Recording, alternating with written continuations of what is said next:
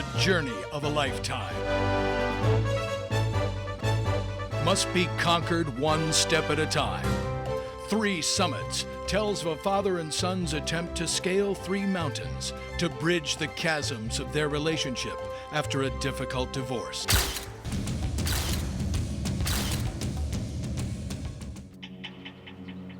Only an idiot would climb something like that. Like what? Like that. Oh, yeah.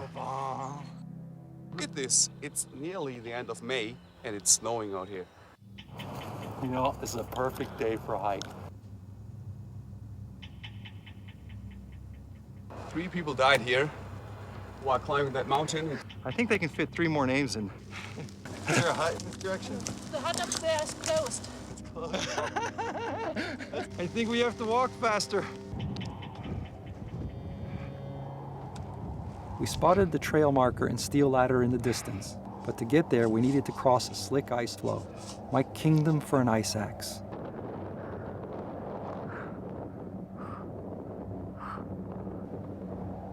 But the attached emergency shelter is unlocked and it even has firewood.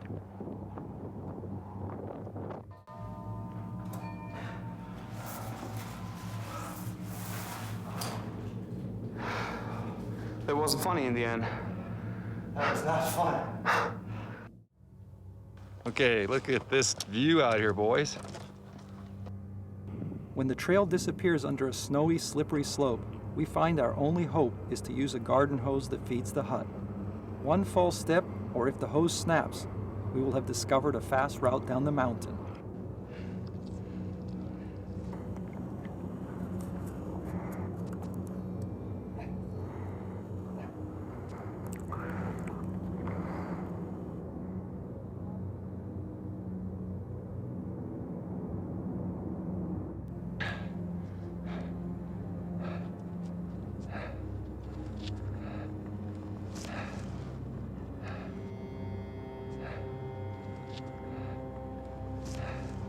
Seth picks up his pace as he sees the summit over one more rise.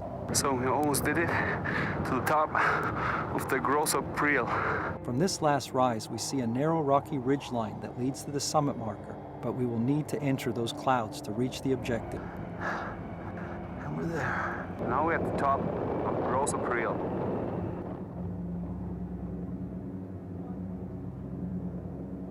We need to get off this exposed outcrop while we have intermittent visibility. Getting to the summit only counts when you've reached it and safely returned. The trailhead at last, and the comforts of civilization await. The second target was the 4,000-plus meter tube cow in the Atlas Mountains found in very far-off North African Morocco. Simply getting to the mountain would be an exhausting task in its own right.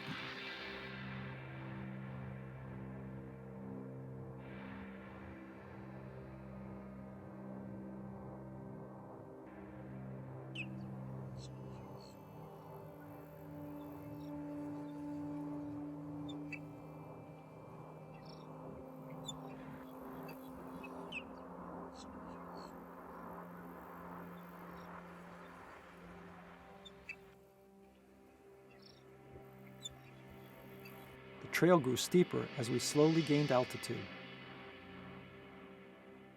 I was paying the price for our quick travel from sea level to the mountain refuge at 3,200 meters or 10,500 feet. The normal maximum altitude gained is 1,000 meters per day. We had tripled that value, and I was paying the price. How's your brain feeling? Tired. Refuge is a little bit too pricey for our budget.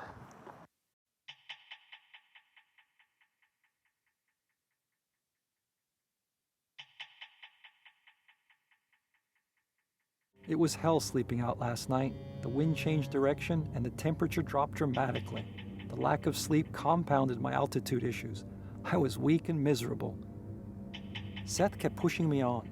The roles were reversing. I was determined not to be left behind. If I quit, the guide would turn us back. I had to keep going for Seth's sake, and because Seth had never beaten me, and I was stubborn enough to make him work for it. Probably 3,800. It's only like 200 meters to the summit. The worse I felt, the more his spirits seemed to rise. The boy was seeing his father failing for the first time in his life. He was discovering his strength.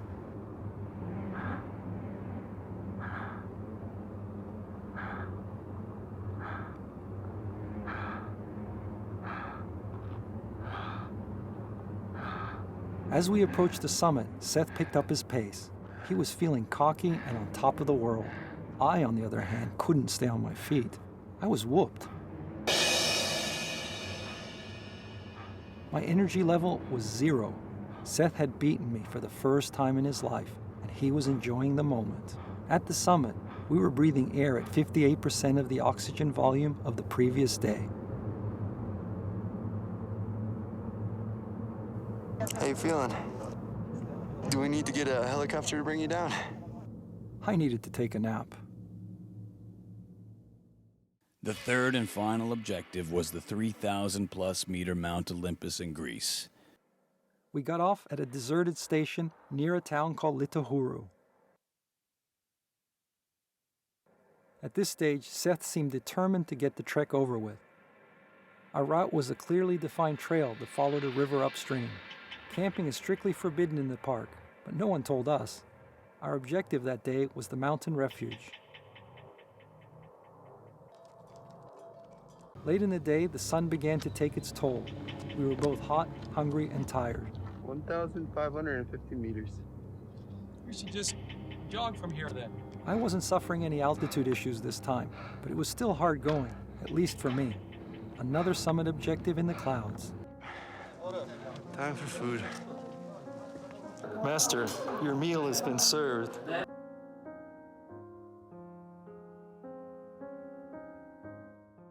Morning, around 8 o'clock. Potentially our last day together if all goes well. Seth was determined to summit, grab his rail pass, dump me in Litohuru, and head back to mainland Europe on his own. We were entering a strange land that was once the ancient home of the gods. It was a fitting place for our final test. The challenge of the 3 summits had grown as we progressed through the summer. He could sense the door to his freedom as we got closer to the summit. What had started out as a silly idea many months ago had evolved into a concept and then into a challenge. Over the summer, it had caused us to compete, argue, pull apart, and ultimately grow closer. It had also taught me to respect Seth's strength and determination, and it had shown him that he could beat his father. He was stronger at long last.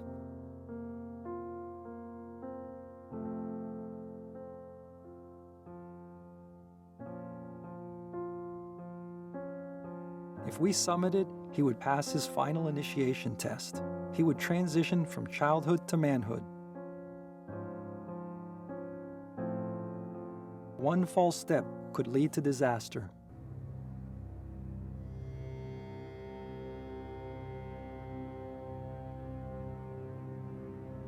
One last rise and success at last.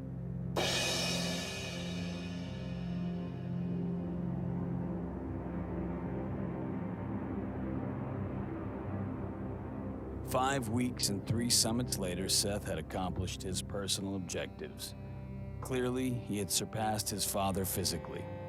Seth had morphed into a confident young man. His father hugged him and set him free. And we're done. The final lesson: freedom